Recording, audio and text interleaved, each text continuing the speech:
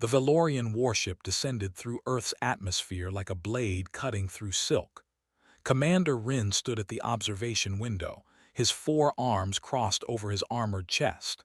He looked down at the blue and green planet below him. It was beautiful, he admitted, but beauty meant nothing in war.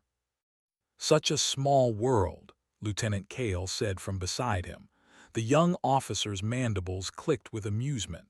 "I cannot believe the Federation wants us to waste time here." Commander Rin did not respond immediately. He had lived for 300 cycles. He had conquered star systems. He had watched entire civilizations fall before the Valorian warrior caste. These humans were newcomers to the galaxy. They had only discovered faster-than-light travel 50 of their years ago. What could they possibly show the greatest warriors in known space? "The Federation believes in diplomacy," Rin finally said. His voice was deep and carried the weight of countless battles. "They want us to observe these Deathworlders, to understand them." "Deathworlders," Kale repeated with a snort. "A dramatic name for such fragile creatures. I have seen their biology reports. They have no natural armor, no claws, no venom. They cannot even regrow lost limbs." Observer Thal stepped forward. He was smaller than the warriors, his body designed for analysis rather than combat. "With respect, Lieutenant, the classification of Deathworld is not about the species. It is about the planet itself. Earth has extreme conditions, high gravity, unstable climate, deadly predators, constant natural disasters. Any species that survives such a world deserves attention." Kale waved one of his arms dismissively. "Surviving is not the same as thriving. We are the apex predators of the galaxy. These humans are merely resilient insects." Warrior Bale stood silently in the corner. He was the largest of the delegation, standing nearly 9 feet tall. His exoskeleton was covered in the scars of 100 battles. He had personally conquered 3 star systems for the Valorian Empire. He said nothing, but his eyes watched the planet below with an expression that might have been curiosity. The ship landed at the designated coordinates. The doors opened, and the Valorian delegation stepped onto Earth soil for the first time. The air was thick and heavy. Rin felt the gravity pressing down on his body like invisible hands. It was not unbearable, but it was noticeable. He had trained in high-gravity environments before. This was manageable. A human female stood waiting for them. She was small, barely reaching Rin's chest. Her black hair was pulled back tightly, and she wore a crisp military uniform. Despite her size, she stood straight and confident. "Commander Rin," she said, her voice clear and strong. "I am Captain Hana. Welcome to Earth's unified military training facility. We are honored to host the Valorian delegation." Rin studied her carefully. Her body language showed no fear, no submission. She looked at him the same way she might look at any equal. Interesting. "Thank you, Captain," Rin replied through his translator. "We are here to observe your military training as the Federation requested. I trust you will show us everything." Captain Hana smiled. It was a strange expression. Humans showed their teeth when they were happy, not when they were threatening. Rin had read about this, but seeing it in person was still unsettling. "Of course," she said. "Though I should warn you, Commander, our training methods may appear intense to outside observers. Please do not be alarmed." Lieutenant Kale laughed openly. The sound echoed across the landing area. "Intense? Captain, we are Valorian warriors. We have witnessed the death of stars. We have walked through the burning ruins of conquered worlds. I doubt your training will alarm us." Captain Hana's smile did not change. "Of course, Lieutenant, please follow me." She led them through the facility. It was large and efficient, filled with buildings and equipment that Rin did not immediately recognize. Human soldiers moved around them, going about their duties. They glanced at the aliens with curiosity but did not stop their work. Rin noticed something strange. The humans they passed came in many different sizes and shapes. Some were tall, some were short, some were thick with muscle, some were lean and fast. but they all moved with the same quiet confidence, the same controlled energy, like predators pretending to be prey. "Your species has great variety," Observer Thal commented, his instruments scanning everything around them. "Yes," Captain Hana agreed. "Humans adapted to many different environments on our world. Different climates created different body types, but we all share the same basic nature." "And what nature is that?" Rin asked. Captain Hana looked at him. Her eyes were dark and steady. "Survival, Commander, at any cost." They arrived at a large observation platform overlooking an open training field.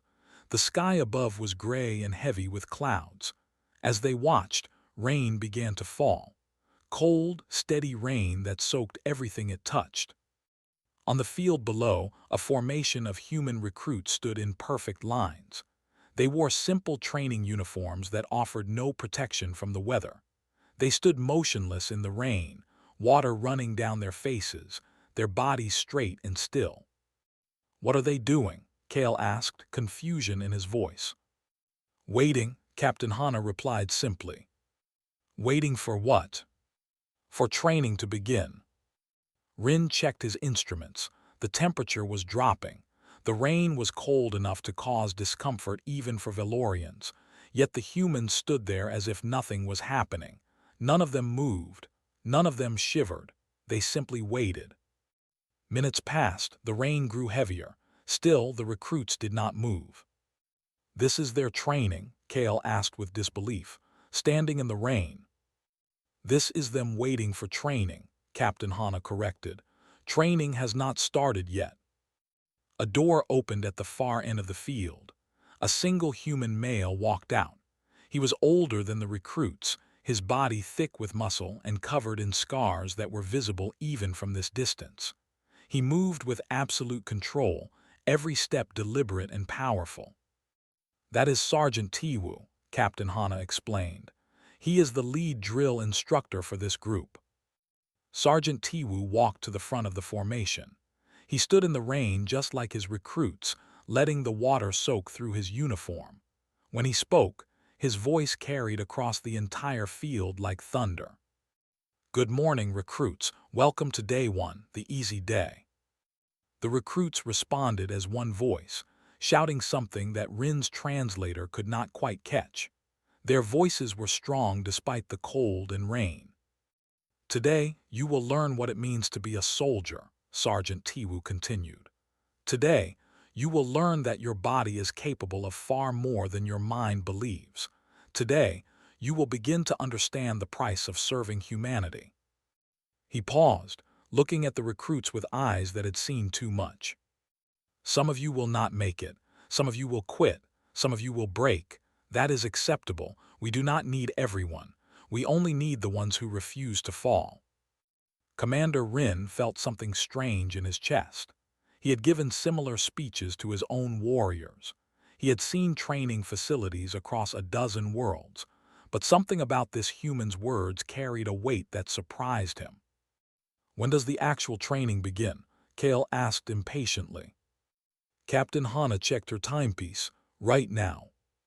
On the field below, Sergeant Tiwu's voice echoed through the rain. "Begin." And the humans started to run.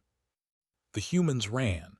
They ran through the mud and the rain, their boots sinking into the wet ground with every step. They carried heavy packs on their backs and their bodies were already soaked through. But they did not stop. They did not slow down. They simply ran. Commander Rin watched from the observation platform with growing attention. The recruits had been running for nearly an hour now. They had covered rough terrain, climbed hills, pushed through thick vegetation, and waded through freezing streams. Some of them had fallen. Every single one had gotten back up. "Observer Thal," Rin said quietly, "what does your analysis show?" Thal studied his instruments with wide eyes. "Commander, the gravity here is approximately 1.4 times that of our homeworld. These humans have lived their entire lives under this pressure. Their bones are denser. Their muscles are stronger. They carry their own weight plus additional equipment, and they maintain this pace without stopping." Lieutenant Kale leaned forward against the railing. His earlier amusement had faded. "How far have they run?" "Approximately 10 kilometers," Captain Hana answered calmly. "This is the morning warm-up." "Warm-up," Kale repeated. "Yes, before breakfast." On the field below, one of the smaller recruits stumbled and fell face-first into the mud. She was young, with short black hair plastered to her face by the rain. She could not have weighed more than 50 kilograms. The other recruits ran past her without stopping.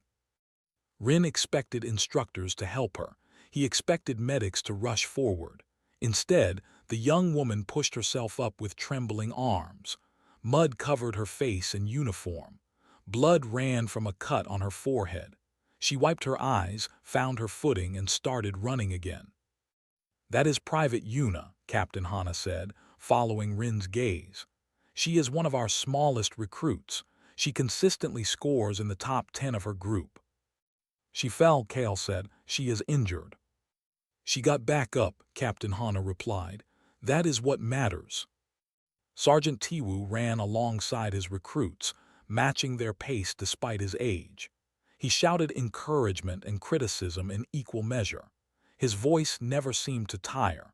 When one recruit began to lag behind, the sergeant appeared beside him instantly. "Are you dying, Private Doyon?" Tiwu demanded. The recruit, a tall young man with a broad face, gasped for breath. "No, Sergeant." "Then why are you moving like a dead man? Pick up your feet.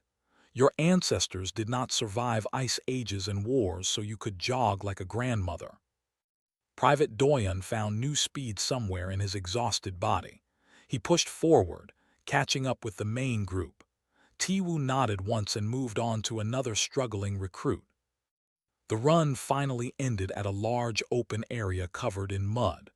The recruits formed up in their lines, breathing hard, their bodies steaming in the cold air. They had been running for 90 minutes. They had not eaten. They had not rested. And they stood at attention as if they could do it all again. "Water break," Sergeant Tiwu announced. 60 seconds.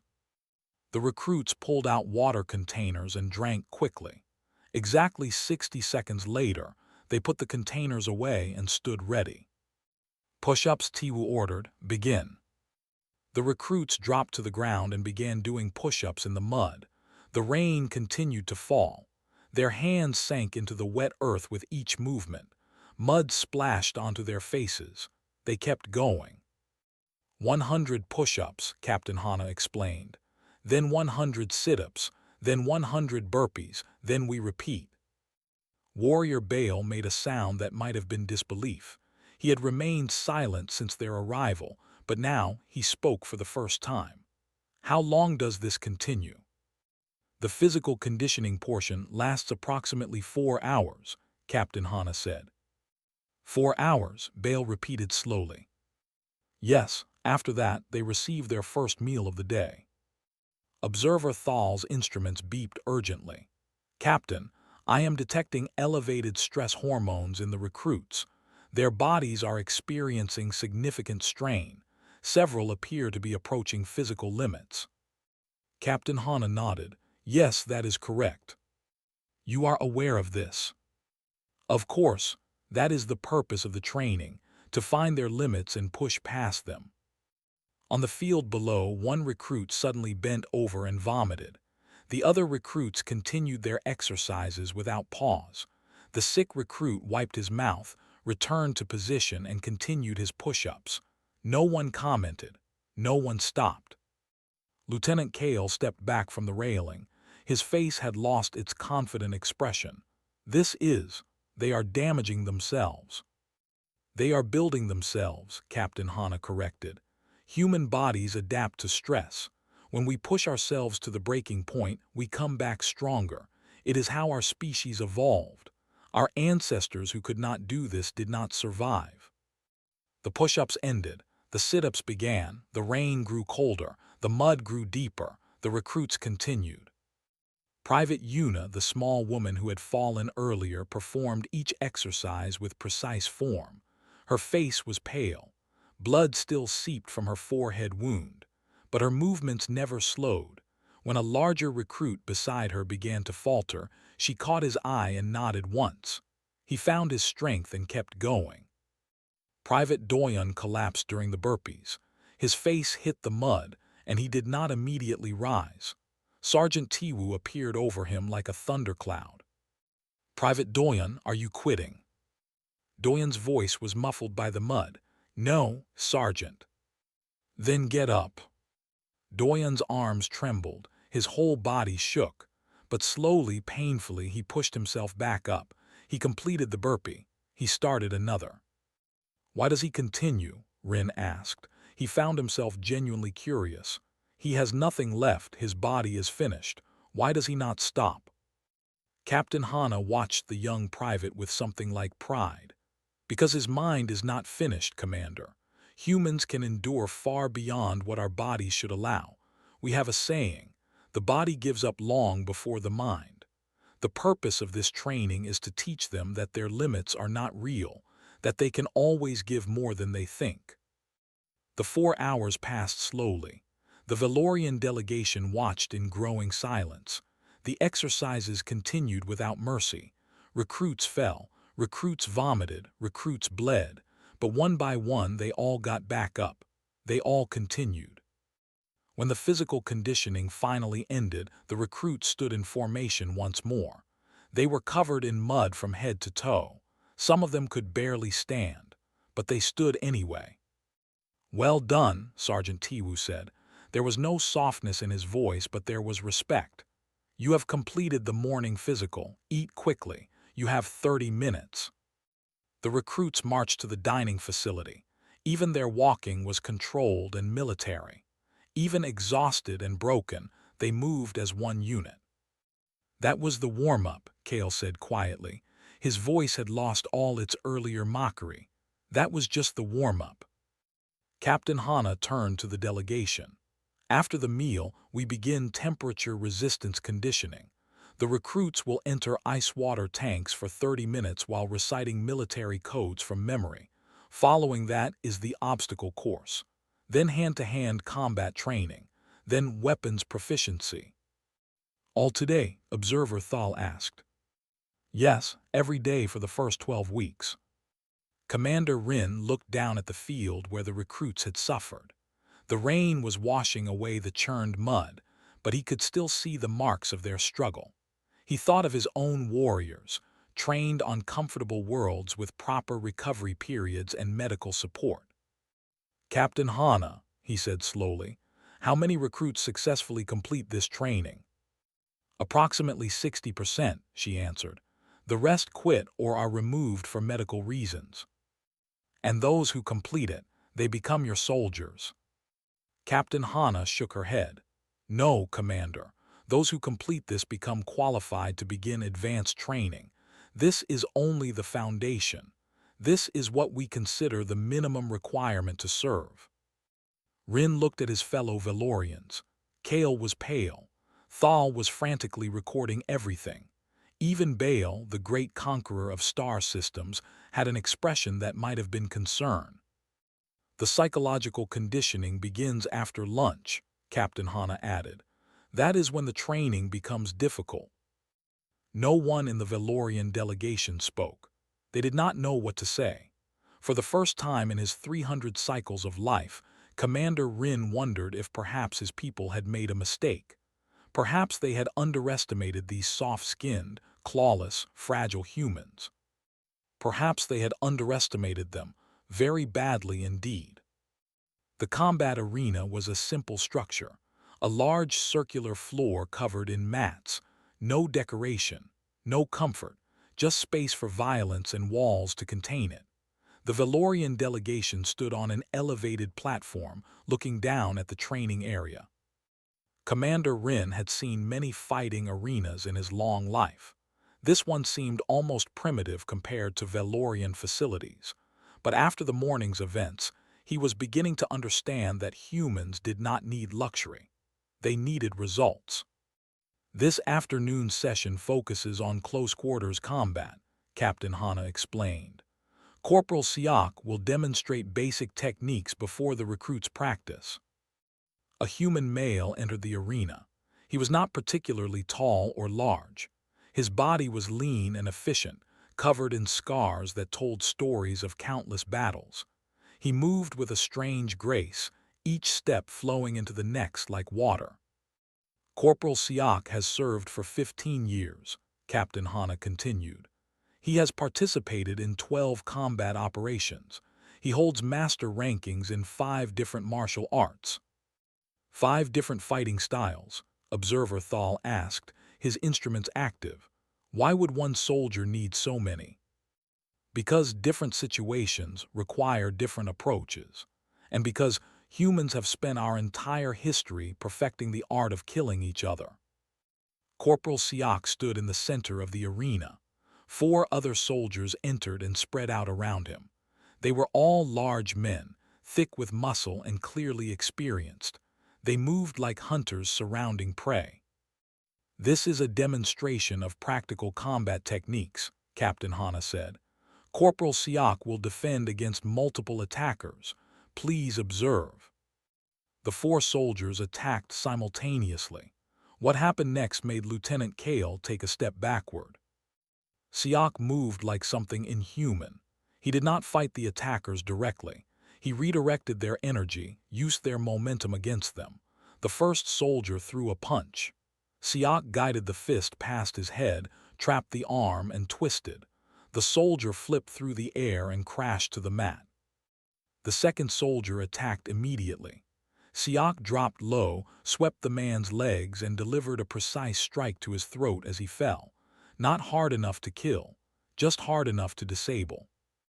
The third and fourth soldiers came together. Siak stepped between them, caught one man's wrist, pulled him into his partner, and struck both with a spinning elbow. They collapsed into each other and went down. 4 soldiers, 4 seconds. Corporal Siak stood in the center, not even breathing hard. That technique combines elements of jiu-jitsu, taekwondo, and military Krav Maga, Captain Hana explained calmly. Corporal Siak has developed his own personal style over many years. Warrior Bale leaned forward. His massive body cast a shadow over the railing. Your soldier is skilled, but those were practice attacks. In real combat, things are different. Captain Hana smiled slightly. Of course, Corporal Siak, please demonstrate resistance to pain compliance. One of the fallen soldiers rose and approached Siak from behind. Without warning, he locked his arms around Siak's throat in a choking hold. He squeezed with all his strength.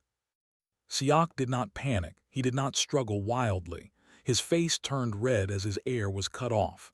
5 seconds passed, 10 seconds, his movements became slow, his eyes began to close.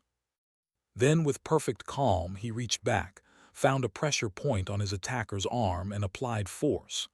The other soldier released him immediately, crying out in pain. Siak gasped for air once, then turned and gently helped his attacker to his feet. Humans can function effectively even when oxygen deprived, Captain Hana explained. Our training teaches soldiers to remain calm and find solutions even when their bodies are shutting down.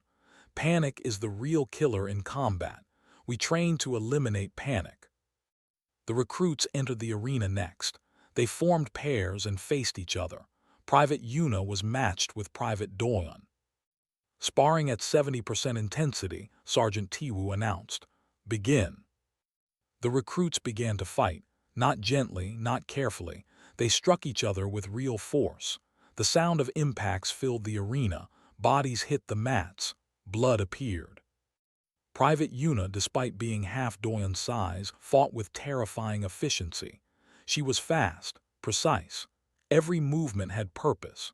She ducked under his larger reach, got inside his guard, and delivered a knee strike to his ribs.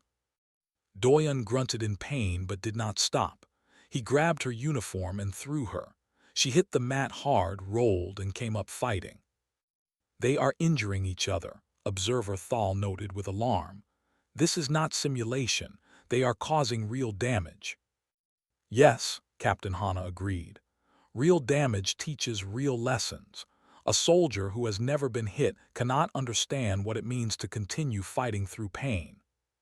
Private Yuna threw a high kick.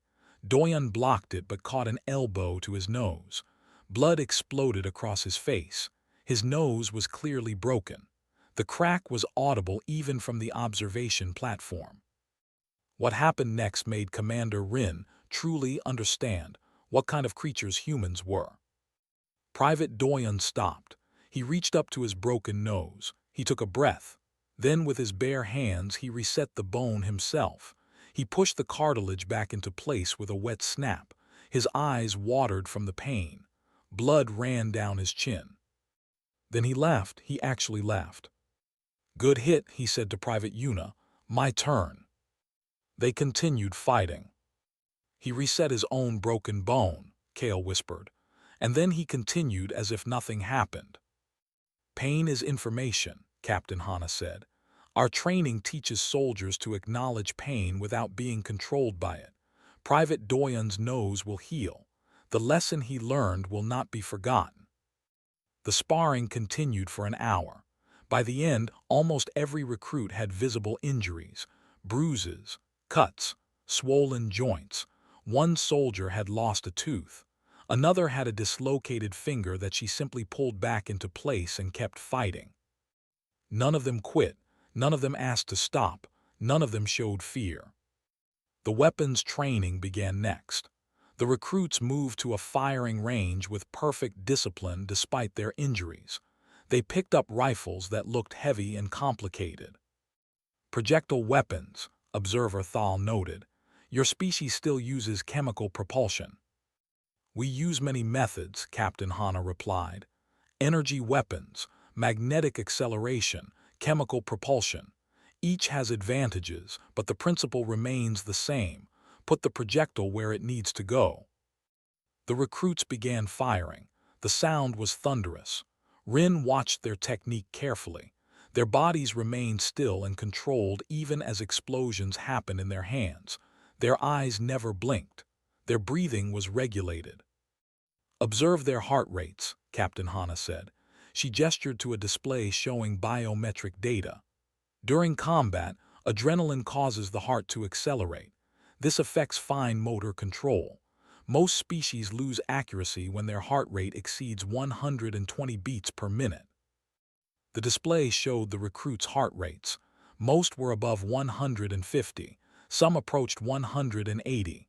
Their accuracy remained excellent. "Humans maintain effective combat performance at heart rates that would cause most species to lose motor function entirely," Captain Hana explained. "We evolved to fight while terrified. Fear does not slow us down, it speeds us up." A simulation exercise followed. The recruits formed teams and entered a mock building. Holographic enemies appeared inside.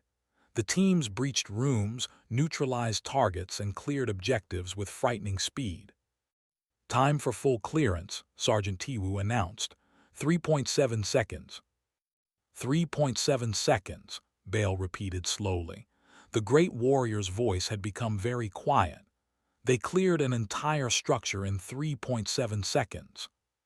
"This was a simple exercise," Captain Hana said. "Real combat scenarios are more complex. But yes, speed is essential. Hesitation kills. We train until there is no hesitation left." Commander Rin finally asked the question that had been burning in his mind all afternoon. "Captain Hana, how long have these recruits been training?" 8 weeks, she answered. Silence fell over the Valorian delegation. 8 weeks, Rin said carefully. "These soldiers who break their own bones and continue fighting, who remain accurate while their hearts race beyond control, who clear rooms in under 4 seconds. They have been training for only 8 weeks. Correct, they are beginners. They have not yet completed basic training." "Beginners?" "Yes. Tomorrow, we begin survival training. The recruits will be dropped in hostile wilderness with no equipment or supplies. They must navigate 200 kilometers back to base within 1 week. Those who fail will be removed from the program." Lieutenant Kale turned and walked away from the railing. His legs seemed unsteady. Observer Thal had stopped taking readings. His instruments hung forgotten in his hands. Warrior Bale, conqueror of 3 star systems, spoke in a voice barely above a whisper. "Commander Rin, I believe we have made an error in our assessment of this species." Rin did not respond. He watched the recruits below as they cleaned their weapons and prepared for the next exercise. They joked with each other. They smiled and laughed. Private Doyon was telling a story that made Private Yuna roll her eyes. They looked like young people anywhere in the galaxy, friendly, harmless, normal. But Rin had seen what lived beneath that friendly surface. He had seen the iron core that their soft skin concealed. And for the first time in 300 cycles, Commander Rin of the Valorian warrior caste felt something he had almost forgotten.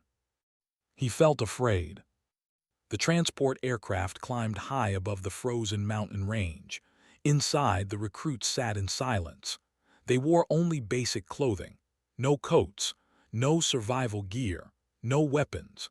Their faces were calm, but their eyes held the understanding of what was coming.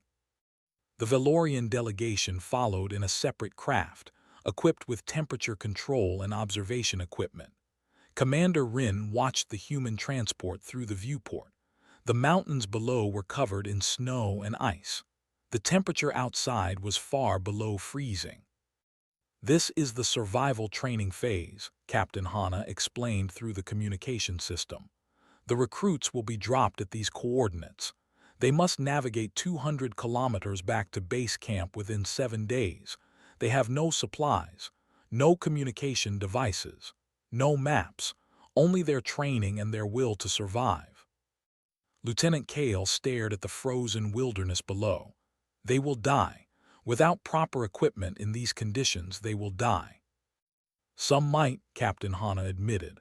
"The mortality rate for this exercise is approximately 2%. We consider that acceptable." "Acceptable," Kale's voice rose. "You accept losing 2 of every 100 soldiers in training." "We consider it necessary. A soldier who cannot survive this will not survive actual combat. Better to discover weakness here than on a battlefield where others depend on them." The human transport reached the drop zone. The rear door opened and freezing wind howled inside. One by one, the recruits jumped out. They fell through the cold air and landed in the deep snow. Within minutes, they had formed small groups and begun moving. "We will observe from a distance," Captain Hana said. "The recruits do not know we are watching. They believe they are completely alone." The Valorian craft descended to a safe observation altitude. Through enhanced sensors, they watched the humans begin their survival exercise. Private Yuna landed in a snowdrift and immediately began assessing her surroundings. She found 2 other recruits nearby and signaled to them. Within 10 minutes, the small group had found shelter under a rock overhang. Within 30 minutes, Private Yuna had started a fire using nothing but sticks and dried bark. "How did she create fire without tools?" Observer Thal asked, his instruments recording everything. "Friction," Captain Hana replied. "It is an ancient human technique. You rub wood together until the heat generates sparks. It requires patience and skill, but any trained soldier can do it. Your ancestors survived with such primitive methods. For millions of years before we discovered more advanced technology, survival is built into our species at the deepest level." In another area, Private Doyon's group had taken a different approach. They found a small cave and began preparing it for shelter. Doyon used rocks to create tools. He shaped a crude knife from a sharp stone. He built traps for small animals. By nightfall, his group had caught food and was cooking it over a fire. "He made tools," Bale said quietly. "From nothing he made tools." "Humans are tool makers," Captain Hana explained. "Give us any environment and we will find ways to shape it. We adapt our surroundings to our needs rather than adapting ourselves to the surroundings." The first day passed. Then the second. The Valorians watched in growing amazement as the humans not only survived but began to thrive. Private Yuna proved to be an exceptional hunter. She observed the local animal patterns, identified tracks, and set effective traps. Her group never went hungry. She also found plants that were safe to eat, supplementing their diet with roots and berries. Private Doyon showed remarkable leadership. When one member of his group developed frostbite on his fingers, Doyon calmly treated the injury using moss and animal fat. He kept his team's spirits high with jokes and stories. He made suffering feel almost bearable. On the third day, disaster struck. Private Doyon was crossing a frozen lake when the ice gave way. He plunged into the freezing water. The Valorian observers tensed. This was death. No creature could survive such cold water for more than a few minutes. They expected the other humans to run for help. They expected failure. What they witnessed instead changed everything they understood about humanity. Doyon's teammates immediately ran toward him, not away. They formed a human chain, holding each other's arms, and reached out to grab him. They pulled him from the water in less than 60 seconds. His body was already shutting down. His skin was blue. His movements were sluggish. The team did not panic. They stripped off his wet clothing. They used their own body heat to warm him. They built a fire with desperate speed. They wrapped him in dried leaves and held him close. For 3 hours they worked to save his life. They rotated who held him, sharing their warmth. They kept him moving, kept him conscious. They talked to him constantly, keeping his mind active. Private Doyon lived. By morning he was able to walk again. His teammates had lost precious travel time saving him. They were now behind schedule, but they were all alive. They sacrificed their own chances to save one soldier, Rin observed. Yes, Captain Hana said. Humans do not leave our people behind. It is fundamental to who we are. A unit that abandons its members is not a unit at all. It is just a collection of individuals. But logically, saving one soldier at the cost of the group's survival makes no sense. Logic is not everything, Commander. Trust is built through actions like this. Every soldier in that group now knows that their teammates will die to save them. That knowledge creates bonds stronger than any logic. The days continued. Sleep became scarce. The recruits pushed on through exhaustion that would have broken most species. By day 5, many had not slept in over 72 hours. They began to hallucinate. Observer Thal detected bizarre readings from the recruits' brain activity. They are experiencing severe perceptual disturbances. Their minds are creating false images. How can they function?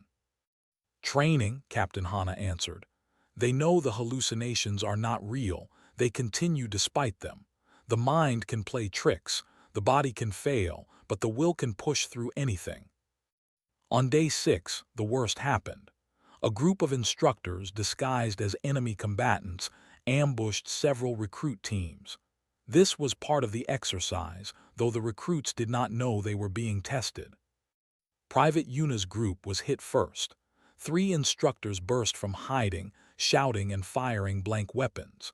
The recruits had been awake for nearly 100 hours. They were starving, freezing, and exhausted beyond measure. They responded with perfect tactical precision. Private Yuna dropped and rolled behind cover. Her teammates spread out, creating multiple targets. They communicated through hand signals, no wasted words. Within 30 seconds, they had surrounded the attackers and forced their surrender. They are barely conscious, Kale said with disbelief. They can barely stand. How did they execute such a perfect response? Muscle memory, Captain Hana explained. We train until actions become automatic. Even when the mind is failing, the body remembers. The training lives in their bones. On day 7, the survivors began arriving at base camp. They came in groups of 2 or 3, supporting each other. Some were carried by their teammates. Many had injuries. All were suffering. But they came back. Private Yuna walked in under her own power. She had lost weight and gained new scars, but her eyes were bright. She helped a struggling teammate over the finish line before collapsing herself. Private Doyon arrived last, still moving despite the hypothermia that had nearly killed him. He had refused to slow his team down. He had pushed himself beyond all reasonable limits. When he crossed the final marker, he fell to his knees and simply breathed. Sergeant Tiwu met each group as they returned. He did not congratulate them. He did not comfort them. He simply nodded once and said, "Welcome back." That night, Commander Rin asked Captain Hana the question that had haunted him all week. "How many died?" "Two," she answered, "both from a rock slide. Their bodies have been recovered." "Two deaths for training, and you will do this again next cycle." "Yes, and the cycle after that, and every cycle until humans no longer need soldiers. This is the price we pay for our strength. This is what it costs to be a Deathworlder." Rin looked at the recruits as they gathered in the base camp. They were laughing again, joking. Private Doyon was already telling an exaggerated story about his time in the frozen lake. Private Yuna was listening with a smile, occasionally correcting his more ridiculous claims. They had just survived something that would have destroyed Velorian warriors, and they acted like it was normal, like it was simply expected. Observer Thal approached Rin with his communication device. "Commander, I have prepared my initial report for the High Command. I believe they need to see it immediately." Rin took the device and read the message. It was short and urgent. "Recommend immediate reclassification of humanity. Do not engage. Repeat, do not engage." Rin approved the transmission without hesitation. The graduation ceremony was simple. No grand decorations, no elaborate rituals, just rows of soldiers standing at attention in the morning light. They wore clean uniforms for the first time in weeks. Their boots were polished. Their faces were calm. The Velorian delegation stood on the observation platform for the final time. Commander Rin studied the recruits below. These were not the same people he had watched on that first rainy morning. Something had changed in them, something fundamental. They had been broken and rebuilt. The weak parts had been burned away. What remained was something harder, something stronger, something dangerous. Sergeant Tiwu walked to the front of the formation. The man seemed unchanged by the weeks of training he had overseen. He stood straight and solid, like a mountain shaped by human will. "Recruits," he said, his voice carried across the field without effort. 12 weeks ago you arrived here as civilians. You were soft. You were weak. You believed you knew your limits." He paused, his eyes moving across the formation. "You were wrong." The recruits remained perfectly still. Not a single person moved. "You have completed basic training. You have proven that you possess the minimum requirements to serve humanity. But let me be clear about something. This was only the foundation. This was the easy part." Private Yuna stood in the front row. Her face was thin from the weeks of hardship, but her eyes burned with quiet fire. The cut on her forehead had healed into a small scar. She wore it like a badge of honor. "Real soldiers are not made in training facilities," Sergeant Tiwu continued. "They are made in the field, in combat, in the moments when everything goes wrong and death is the only certainty. You have not faced those moments yet, but you will." Private Doyon stood near the back. His broken nose had healed crooked, giving his face a rougher appearance. He no longer smiled constantly. The frozen lake had taught him something about mortality that words could never express. "Some of you will die in service of humanity. That is the price we pay. Some of you will live and carry scars that never heal. That is also part of the price. You have chosen this path knowing what it costs. That choice makes you soldiers." Sergeant Tiwu reached into his pocket and pulled out a small metal insignia. It was simple and undecorated, just a symbol, but the recruit's eyes followed it with something like hunger. "Today, you receive this mark. It means you have survived basic training. It means you belong to something greater than yourself. It means that when humanity calls, you will answer." One by one, the recruits stepped forward to receive their insignia. Sergeant Tiwu pinned it to each uniform personally. He said nothing to most of them, But when Private Una stepped up, he paused. "You fell on the first day," he said quietly. "Yes, Sergeant." "You got back up." "Yes, Sergeant." He pinned the insignia to her chest. "Do not stop getting up, ever." Private Una returned to formation with the ghost of a smile on her face. When Private Doyon received his insignia, Sergeant Tiwu looked at him for a long moment. "You nearly died in that lake." "Yes, Sergeant." "Your team saved you instead of leaving you behind." "Yes, Sergeant." "Remember that. Remember what they sacrificed. Be worthy of it." "Yes, Sergeant." The ceremony ended without fanfare. The new soldiers broke formation and began to celebrate quietly among themselves. They shook hands. They embraced. Some of them wept tears they had been holding back for weeks. Captain Hana led the Valorian delegation down to meet the soldiers. The humans looked up with curiosity as the massive aliens approached. None of them showed fear. Private Una walked right up to the delegation with a bright smile. She looked tiny next to the 8-foot Valorians, but she showed no discomfort. "Hello, I hope you enjoyed watching our training. Was it interesting?" Lieutenant Kale stared at her. This small female, who had suffered more in 12 weeks than most Valorian civilians experienced in a lifetime, was asking if he had enjoyed himself, as if she had performed entertainment for his benefit. "It was educational," Kale managed. Private Doyon appeared beside Una. He held out a small wrapped package. "Human custom," he explained. "When guests visit, we offer food. This is a traditional Korean snack. Please try it." Warrior Bale took the package with his massive clawed hand. He looked at it with confusion. "You are offering us food, after what we witnessed. You suffered greatly and you offer us kindness." Doyon shrugged. "Suffering is temporary, kindness is a choice. Besides, the training is over, time to be human again." Bale stared at the young man. He had conquered 3 star systems. He had crushed civilizations beneath his feet.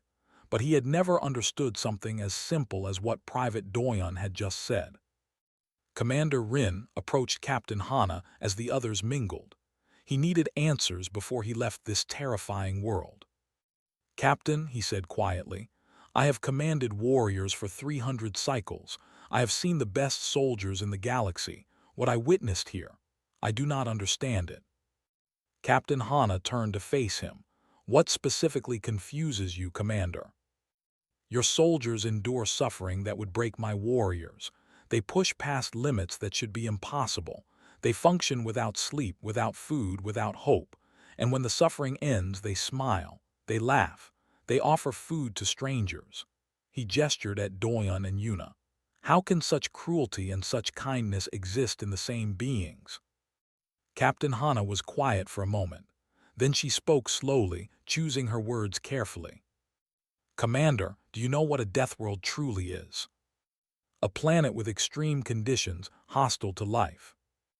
That is the scientific definition, but it misses the truth." She looked out at the training field where so much suffering had occurred. Earth is not simply hostile to life. Earth is actively trying to kill everything on it, every moment of every day. She turned back to Rin. "Our gravity crushes. Our climate swings between burning heat and freezing cold. We have predators that hunt us in every environment. We have diseases that mutate faster than we can cure them. Our own bodies attack themselves with cancers and autoimmune disorders. Even our atmosphere creates storms that can destroy entire cities." Rin listened in silence. "Humans evolved in this nightmare. Every generation we faced extinction. Every generation we survived. Not because we were the strongest or the fastest or the most dangerous. We survived because we refused to stop, because we looked at death and chose to fight anyway." She smiled, and it was a sad smile. "That is what lives inside every human, Commander. 10,000 generations of ancestors who refuse to die. When our bodies fail, our will continues. When our minds break, our hearts keep beating. We are the children of survivors. Suffering is our birthright." And the kindness, Rin asked, the warmth, the smiles. We could not have survived alone. Humans are social creatures. We need each other. The bonds we form with our families, our friends, our units. They are what give us reasons to keep fighting. Without love, there is no point in survival. So we love fiercely. We protect each other desperately. And yes, we offer food to strangers because kindness costs nothing and builds everything. Commander Rin looked at Private Yuna, who was trying to teach Lieutenant Kale a human game that involved clapping hands. Kale looked bewildered but was attempting to participate. "You are terrifying creatures," Rin said finally. "I have conquered worlds, I have destroyed armies, but I have never seen anything like humanity." "We prefer the term survivors," Captain Hana said with a slight smile. Rin met her eyes. "My people will not fight you, I will make certain of that. Humanity must be our ally, the alternative is unthinkable." "We would welcome that, Commander. Humans prefer friends to enemies. We make better allies than opponents." Warrior Bale had finally tasted the human snack. His expression was unreadable.